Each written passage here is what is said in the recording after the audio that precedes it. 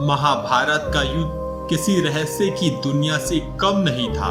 इस युद्ध के मैदान में एक के बाद एक रहस्यों से पर्दा उठता रहा और हम सभी आश्चर्य में पड़ते गए। इन्हीं में से एक थे कर्ण और भीष्म पितामह। दोनों का ही जीवन रहस्यों से भरा हुआ था और दोनों ही महान योद्धा थे। आज हम बात करने जा रहे हैं इन्हीं दोनों के बीच हुए उस रहस्यमय संवाद के बारे में जो आज तक आप लोगों ने नहीं सुना होगा।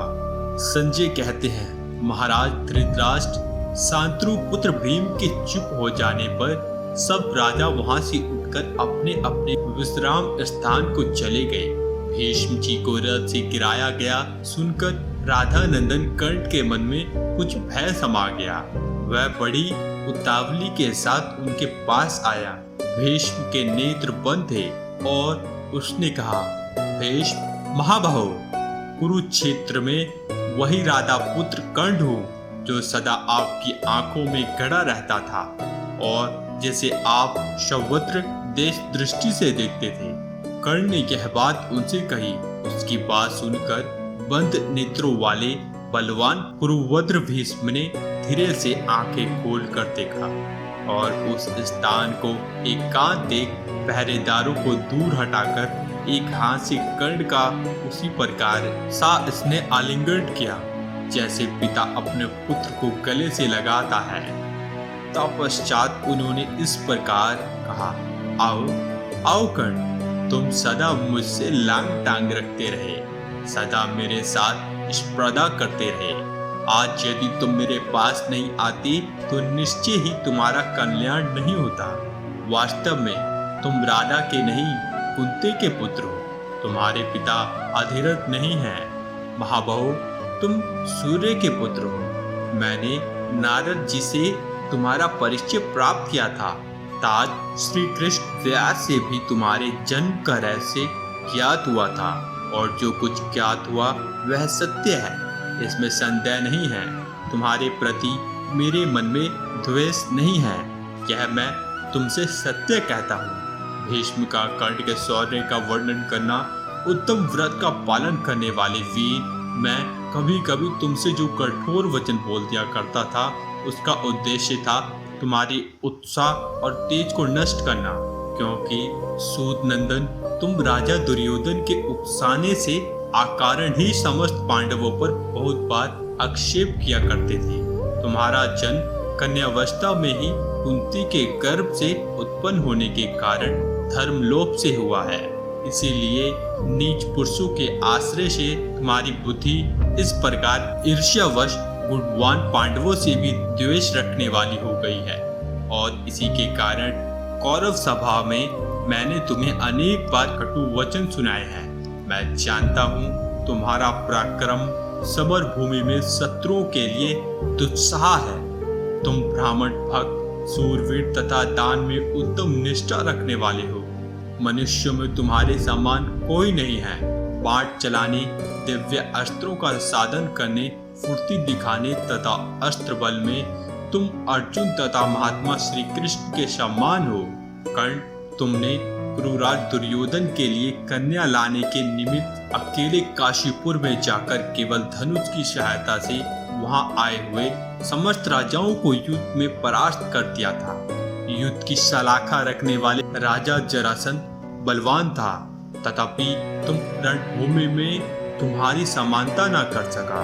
तुम धैर्य पूर्वक युद्ध करने वाले राजा, तेज और बल से संपन्न हो। संग्राम भूमि में देव कुमारों के समान जान पड़ते हो और प्रत्येक युद्ध में मनुष्यों से अधिक पराक्रमी हो।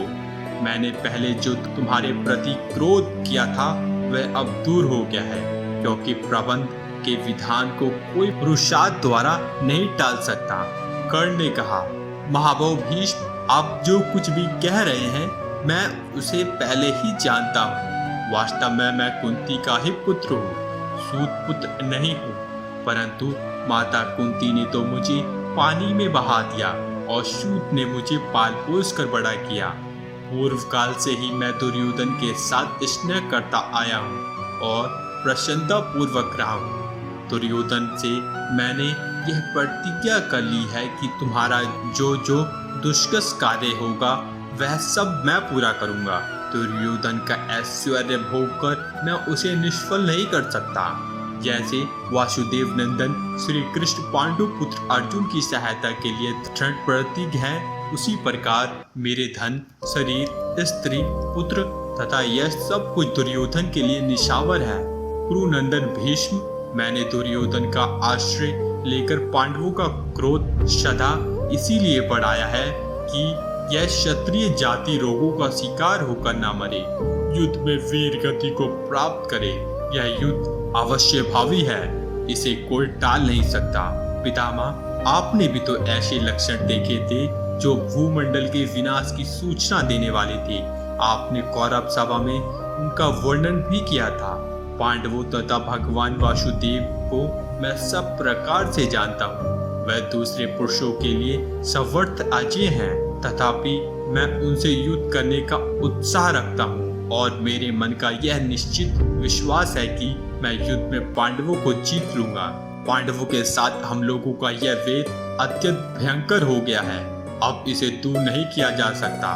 मैं अपने धर्म के अनुसार प्रसन्नचित्त होकर अर्जुन के साथ युद्ध करूंगा। तात, मैं युद्ध के लिए निश्चय कर चुका हूँ। मेरा विचार है कि आपकी आज्ञा लेकर युद्ध करूं।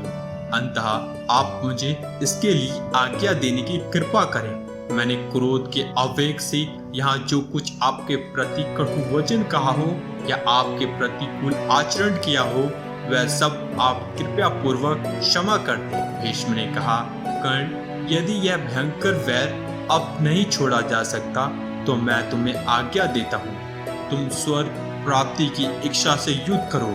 कर्ण रण क्षेत्र में पराक्रम कर चुके हो और मैं तुम्हें आज्ञा देता हूँ, तुम जो चाहते हो वह प्राप्त करो। तुम अभिमान शून्य होकर बल और पराक्रम का सहारा ले युद्ध करो। क्षत्रिय के लिए धर्मानुकूल युद्ध से बढ़कर दूसरा कोई कल्याणकारी साधन नहीं है। कर्ण, मैं तुमसे सत्य कहता हूँ, मैंने कौरवों और पांडवों में शांति स्थापित करने के लिए दीर्घ काल तक महान प्रयत्न किया था, किंतु उसमें कृत कार्य न हो सका। दोस्तों, आपको कैसा लगा कर्ण और भीष्म पितामह का ये संवाद? आप हमें कमेंट कर नीचे जरूर बताएं। और दोस्तों, आज के लिए बस इतना ही। जाने से पहले लाइक बटन जरूर दबाएं और अगर वीडियो अच्छा लगा है तो शेयर कीजिए। आपसे फिर मिलते हैं एक नए रोचक वीडियो के साथ। तब तक के लिए आप सबको हमारी शुभकामना।